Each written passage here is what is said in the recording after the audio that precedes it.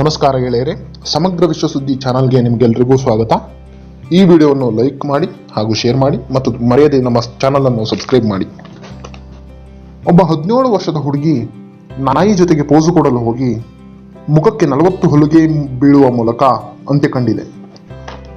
ಅರ್ಜೆಂಟೀನಾದ 17 ವರ್ಷದ ಹುಡುಗಿ ಲಾರಾ ಸ್ಯಾನ್ಸನ್ ತನ್ನ ಫ್ರೆಂಡ್ನ ಸಾಕು ನಾಯಿಯ ಜೊತೆಗೆ ಫೋಟೋಗೆ ಪೋಸ್ ಕೊಡಲು ಹೋಗಿ ತನ್ನ ಕತೆ ಏನಾಯಿತೆಂದು ತನ್ನ ಟ್ವಿಟ್ಟರ್ ಅಕೌಂಟಿನಲ್ಲಿ ಶೇರ್ ಮಾಡಿಕೊಂಡಿದ್ದಾಳೆ.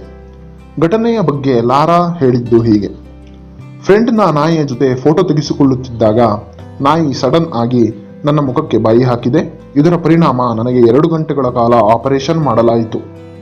ನನಗೆ ನಾಯಿ ಕೊಚ್ಚುವಾಗ ಯಾವುದೇ ರೀತಿಯ ನೋವಾಗಿಲ್ಲ, ಆದರೆ ಈಗ ಊಟ ಮಾಡುವಾಗ ತುಂಬ ನೋವಾಗುತ್ತದೆ. ನಾಯಿ ಏಕೆ ಹೀಗೆ ಮಾಡಿತೆಂದು ನನಗೆ ಗೊತ್ತಿಲ್ಲ ಎಂದು ಹೇಳಿದ್ದಾಳೆ.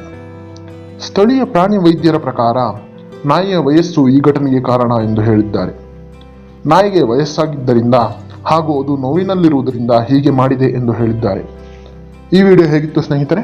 ಇನ್ನೂ ಹೆಚ್ಚಿನ ಈ ರೀತಿಯ ವಿಡಿಯೋಗಳಿಗಾಗಿ ನಮ್ಮ ಚಾನಲ್ ಅನ್ನು ತಪ್ಪದೇ ನೋಡ್ತಾ ಇರಿ ಹಾಗೂ ನಮ್ಮ ಚಾನಲ್ ಅನ್ನು ಸಬ್ಸ್ಕ್ರೈಬ್ ಮಾಡಿ. ನಿಮಗೆಲ್ಲರಿಗೂ ಶುಭ ದಿನ.